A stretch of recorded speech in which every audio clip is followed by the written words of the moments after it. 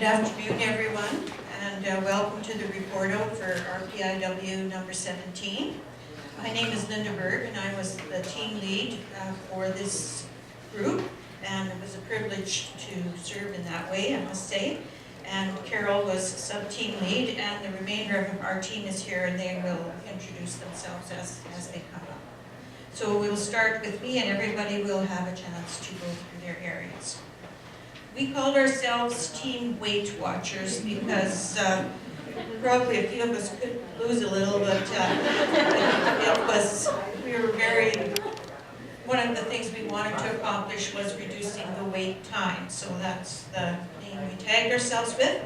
So on our workshop project form, some of the facts that we started with, we know that there's 5.6 FTEs of physiotherapists who work in that department, seeing approximately 47 people per day. We were concerned about the wait times, which for an urgent patient was about 1 to 4 weeks, and for what's called a non-urgent or chronic or non-acute, we'll use those terms, it was about 2 to 8 months, so quite lengthy waiting period for that. One of the strategies used for that was to have a drop-in clinic where people, a given number of people were invited to attend. They weren't given an appointment time, but they could just drop in. So we found in looking at those numbers, there was a very few people who came, and so we were worried about that, only 36%. So Deb will be talking about, or Wanda will be talking about that shortly. So we took a look at our waste wheel here, which you can see has a number of concerns, largely in the area of, I have to use two hands here, in the area of waiting and transportation and movement. So those were the three areas that we concentrated on in our work. So we ended up with 3 patient streams, the urgent, what we call the regular referral. So these were generally people with injuries or people who were not surgical. So we found a quite extensive wait period, about 15 days we put in the value stream. So hence with those long wait periods, which we often see when we do community programs, we have a very high non-value added time of 99%. Our second stream was the post-operative individuals who generally are booked from the ward.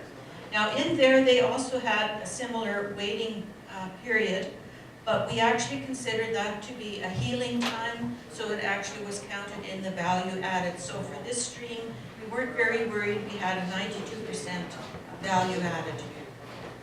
Am I doing okay with the smartphone? So the final area which we focused on largely was then the non-acute or the non-urgent referral stream.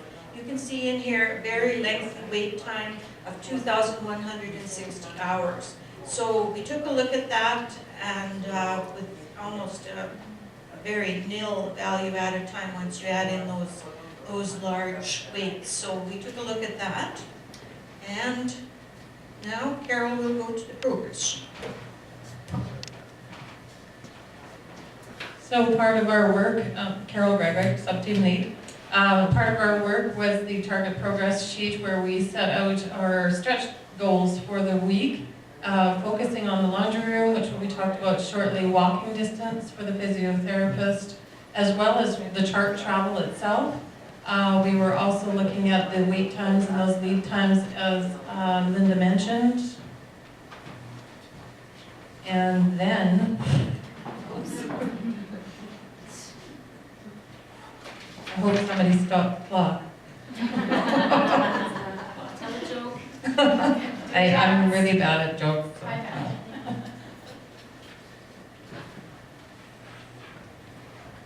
Okay, and then we also focused on the defects, which was the no-show rate for the number of patients. The number of batch charges on discharge, they were being batched not only in the therapist desk but also with the MOAs in the back filing cabinet. And then we looked at capacity, particularly the capacity in the drop-in clinic.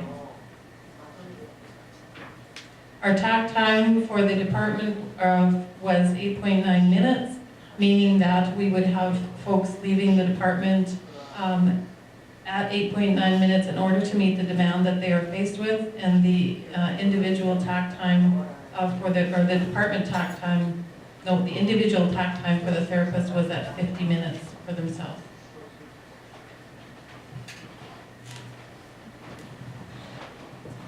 My name is Deb, and I'm a medical office assistant in the therapies department. One of our goals during the RPIW was to reduce both the wait list and the wait time for the non-acute outpatient physical therapy services. Based on the employee ideas summary sheets, we took steps to accomplish this by, first of all, we made the decision to contact all of our current patients that were on the non-acute wait list to determine whether or not they still required physical therapy. For those that did, we gave them several options to either continue to wait, to seek private physio services within Prince Albert, or to have their referrals forwarded to the Cooperative Health Center, which actually currently does not have a wait list. Of the 26 patients we contacted, 19 chose to have their referrals forwarded to the Cooperative Center, 2 no longer required the services, and 4 were booked directly into the therapist templates. Secondly, we also decided to standardize the templates to allow for new intake by specifically adding initial assessment appointment times for non-acute patients in each of the physical therapists' templates, instead of doing a non-acute patient drop-in clinic. At the beginning of the RPIW, we had 64 non-acute patients waiting for appointments with an average of 16 weeks. Post-RPIW, we have reduced our waitlist numbers to 27 with a wait time of approximately 6 weeks. I'm Wanda Atchison. I'm Director of Public Health Services and was a participant for my main leadership training. And I'm just going to speak to the drop-in clinics, which have been offered for the last 7 years in this department. And clients that were determined to have non-urgent conditions were invited to attend this clinic. Letters were sent out by the MOA to 5 clients for a specific drop-in date. It was unknown as to how many of these clients actually received the letters because the address information from the physician referral was not confirmed prior to the MOAs generating the letters, nor were the clients asked to confirm whether they had received the letter and were actually planning to come. The clinic is staffed by one physiotherapist and is a 30-minute meet and greet session for each client that arrived. The clients are seen in order of arrival, which may mean a wait of up to an hour and a half if there are 3 to 4 clients that arrive in a very short period of time. At the end of the 30-minute drop-in session, the client is then scheduled into a 60-minute assessment appointment at some further down the road to determine what further therapy they would need at that point. As mentioned before, the data showed that there was a 36% attendance to this clinic. Now, 2 weeks prior to the RPIW, they did double the number of letters that they sent out to clients to 10 letters. And for the clinic on March 25th, they had 5 clients that arrived. So it was a small increase. From the staff interviews and ideas, it was determined to trial converting those drop-in clinic dates after about 2 weeks from now, to scheduled appointments. And the time used to generate the letters to the clients previously can now be used to contact those on the non-urgent wait list and offer them an appointment. By booking them into an appointment, that eliminates that 30-minute meet and greet, which is really non-value added to the clients. And they're scheduled directly into their 60-minute assessment appointment and then subsequently into the follow-up appointments where they will receive therapy. Hello, I'm Neil Falk with Information Services, and I was part of a participant team working on 2 of the flows of medicine. The first flow we worked on was the flow of information. The second flow we worked on was the flow of our provider flow. What we found was when the provider was looking to see if their patient arrived, they would actually take the time to actually run out to the front reception and then have to go back into their actual area to chart. Post-Kaizen, we were able to lower that by adding a device in the actual charting area that would allow them to see if their patients had arrived. The second thing we worked on was computerization across the area, and there was only one computer within the organization, and so to reduce steps, we actually added a second terminal in the area, so providers could go to those terminals to see where their patients were. Pre-Kaizen, we have our steps. Total steps for the provider were 442 steps per trip, and a total of 219 feet per the chart. Post-Kaizen, we were actually able to move down to 47 steps per one way, so the provider would cut down those steps to 70 feet.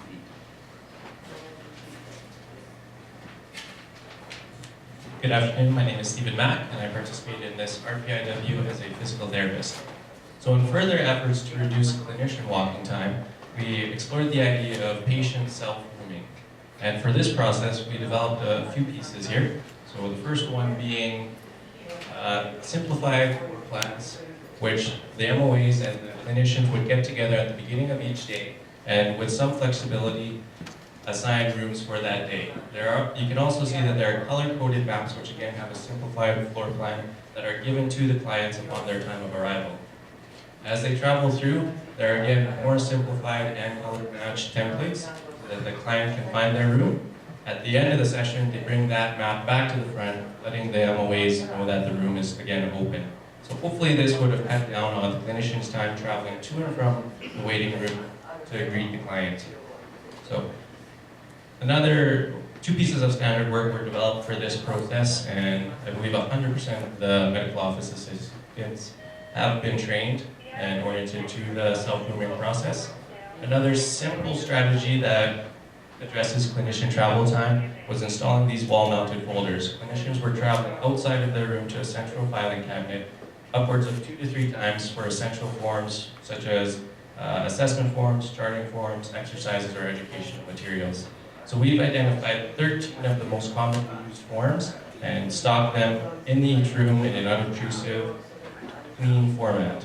So on top of that, we also had to develop a Kanban system to replenish the stock, and that's also in place. The medical office assistants are also trained in that process as well. Hi, my name is Danielle Blaine. I'm also a physical therapist participant. I'm going to be talking about how we addressed our issue of backlog of our discharge summaries in our department. So up until now, our discharging process is that physios would put a file on hold after our last scheduled session with a participant. So this was kind of a verbal agreement between us and our patients were allowed to return any time within that 30-day period. If there was no contact made after that 30-day period, we would actually officially close the file and a discharge summary would be sent to the physicians. So last week, it was counted that 79 files were currently waiting to be discharged and 36 were actually on hold. We also found that the average time that files were on hold were in fact 81 days instead of that 30-day agreement that was originally supposed to happen. So obviously you can see that there's this huge wait time between when the physician actually gets the progress report for when the patient was last seen. So that was a graph that was showing that discrepancies. So we focused on 2 big changes to help address this issue.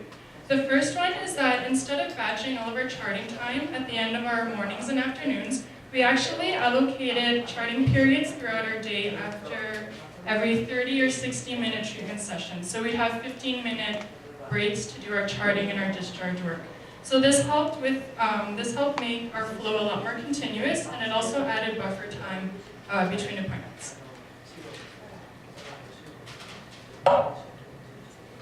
To address our discharge process, we have also created some more standard work. So we will now complete our summaries immediately after our last scheduled session with our patients. The MOAs will send that summary to the physician immediately, and then the file will be put on hold for 30 days. If after 30 days the patient doesn't come back, then we will officially discharge. So that way the physician does not have to wait an additional 30 days to get that summary of their patient's progress.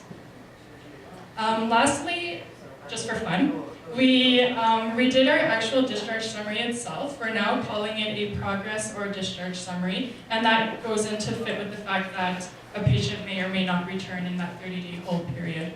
So we added some things that we found were pertinent to us being physio specifically, but more so for this RPIW, there's a box at the bottom that indicates the file will be on hold until whatever day was decided between the patient and the therapist. And we've also indicated that the doctor will be notified if the patient does indeed return for more physio sessions.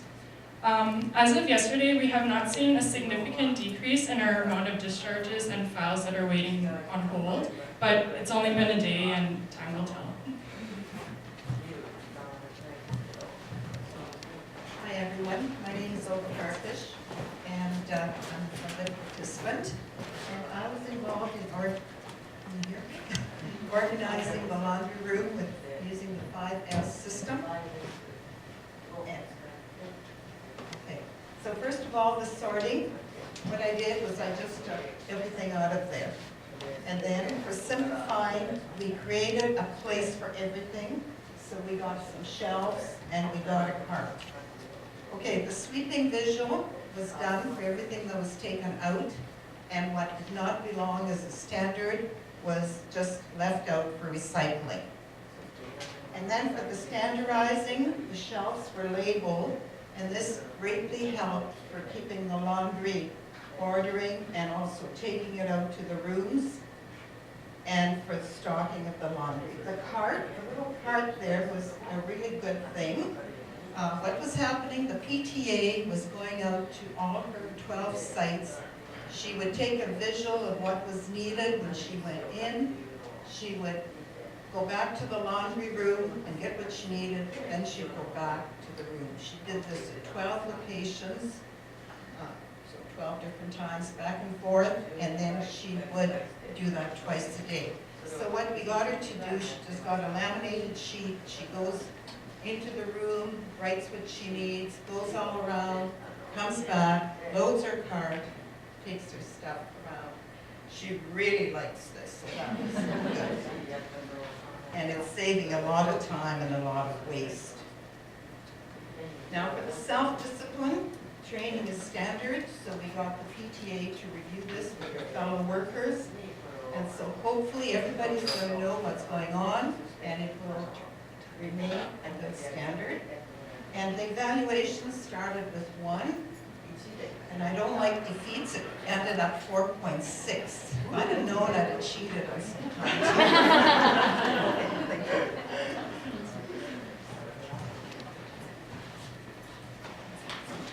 So our final waste wheel, we then took a look at the areas that we were able to address. So you can see there's quite a few students missing, but there still are a few there. Some were really outside of our jurisdiction, and we were really able to address those.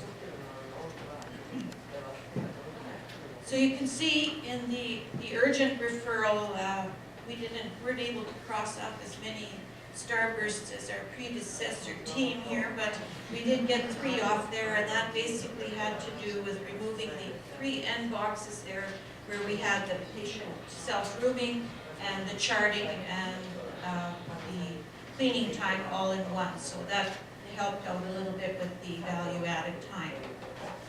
As far as the operative, the post-surgical patients that we see a gain, there was really only the gain in making that walking and waiting at the end there. So there isn't a significant change to that value stream. And this is the one where we have the most major change that we're most proud of, and that is reducing, if you recall, that was well over 2,000 hours, down now to 768, and a lot fewer referrals on file at this time. So as far as the backlog, we partially struck that off there because we still do have a few, but it's certainly reduced significantly from the 64 that was there at the beginning of the week. Our newspaper was quite lengthy. Fortunately, we were able to address most of the issues that were on the sheets. You'll see there is one outstanding, and that remains, we have to have a little bit of discussion on the issue of prioritizing the referrals as they come in.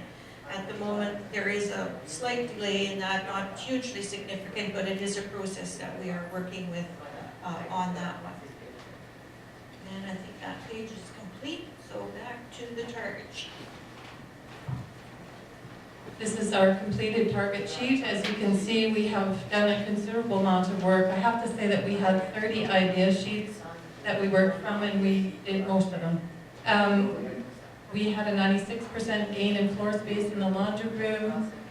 We had a 25% reduction in items, 58% reduction in the backlog of non-urgent patients, an 89% reduction in the walking, a 68% reduction in the chart travel. We didn't do as well on the urgent stream as we would have liked, but that is to come with the introduction of having initial assessments as part of the templates for the physiotherapists in the future. And then the non-urgent, of course, was a 56% reduction. And then I think we've mentioned most of the rest of these sheets. And we have increased the capacity by changing from 90 minutes worth of appointments for non-urgent people to 60 for their first visits. This is our standard work combination sheet, the yellow area indicating the walking pre-Kaizen. And then the yellow indicating the walking post-Kaizen. This is our percent load bar chart, where on the left you have the therapist with the tack time for the therapist at the top, looking for a reduction on that side, and the MOAs were on the right-hand side, keeping in mind that we just were looking at this process, not the entire work that these folks do, particularly the MOAs. And post-Kaizen, we really basically changed the rooming in off of the physiotherapist to have the MOAs helping out with that. The impact and the demand on this therapy department is considerable, and we do know that they are going to have trouble with lack of positions. They have 5.6 FTEs, and they need 6 to actually meet the demand of this department. The workshop summary, we have found that there is a decrease in the wait time for patients with chronic or non-acute or chronic conditions. The charting time for therapists has been worked into schedules to avoid batching. Walking time for the therapist is reduced. Improved technology and access for statistics was achieved. The laundry inventory rate was reduced, and the delivery method considerably improved. The referral source receives the discharge summary now in a more timely manner than they had in the past.